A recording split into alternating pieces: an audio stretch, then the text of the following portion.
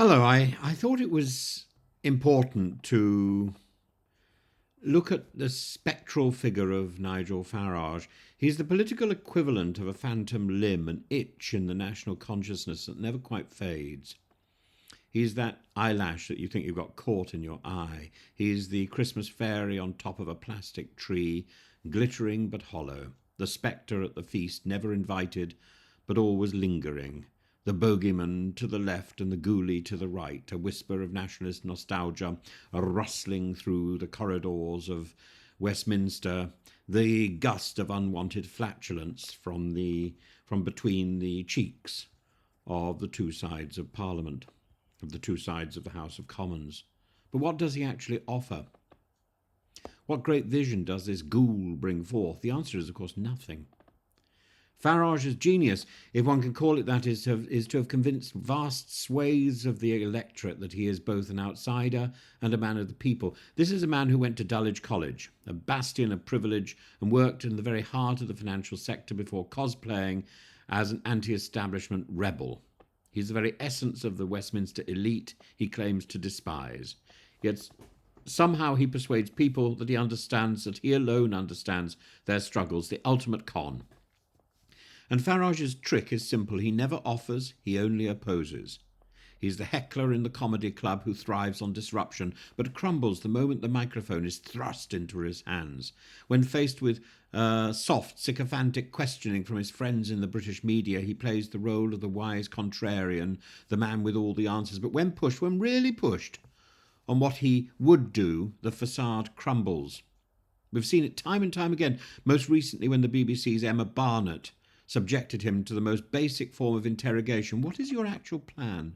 His response? The verbal equivalent of an old pub drunk waving his pint glass, a few vague platitudes about sovereignty, some muttered insinuations about taking back control, and perhaps a hollow promise about standing up for British fishermen, while quietly forgetting about Brexit, his great project, and how that torpedoed the very industry he once draped himself in. But ask him specifics, push him on policy, and suddenly he's all hand-waving and, well, we mustn't rush these things. He has nothing, because there's nothing there. He is a void. And this is why Farage's entire political identity is built, not on creation, but on destruction. He doesn't build. He tears down. He offers no solutions. He exploits grievances. And most galling of all, he knows it. He revels in it. He glories in the chaos, not because he genuinely believes in radical change, but because it guarantees him a permanent seat on the television sofa like some political poltergeist. He feeds on attention, growing stronger with each mention, each scandal, each latest outrage. And yet the British media cannot help themselves. Time and again they prop him up, indulging his act. They mistake his cheap theatrics for genuine political momentum, mistaking his ability to shout over others as proof of intellectual credibility. In truth, Farage is simply very, very good at staying in the limelight. He is a circus act, a travelling salesman of discontent, a professional agitator with no interest in governing. And yet, because our political class is so risk-averse, so paralysed by the idea of alienating his voters, he remains untouchable. It's extraordinary. And of course, the patina of Farage rubs off on so many other people. The little bureaucrat in the office in the local council, who claims, oh yes, we've ticketed your area before, but nobody can remember it because it's not true. Because the bully has suddenly been given the limelight. The bully has suddenly been given credibility. The bully is suddenly what we're listening to. The person who can deal with the local resident quickly, like that. And in the end, it all crumbles. Because in the end, when questioned, when pinned, and when he can't say, oh, you're being rude, or oh, I'm not going to talk to you, when he's actually forced to deal with the reality, the lies come home. Because there's nothing there. We need to simply ask one question. What is it you actually want, Nigel?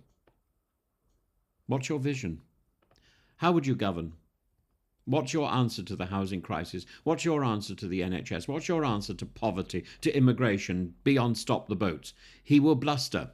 He will evade. And with each question, the illusion will fade, revealing the empty suit beneath. Nigel Farage isn't a politician. He's a spectral presence. He's a ghastly apparition. He's a void dressed up as a man. He's the black sheet, pretending to be the third ghost in A Christmas Carol. His role is in public life is not to lead, but to haunt, to disrupt, to linger, to make you question yourself. Am I the man who lay upon the bed? No, no, ghost. I fear you more than I fear all the spectres that have been sent to me. But as I know your will is to do me good, lead on, spirit, lead on. Except Farage won't lead on because he's got nowhere to go. The only way to banish a ghost is to stop believing in it.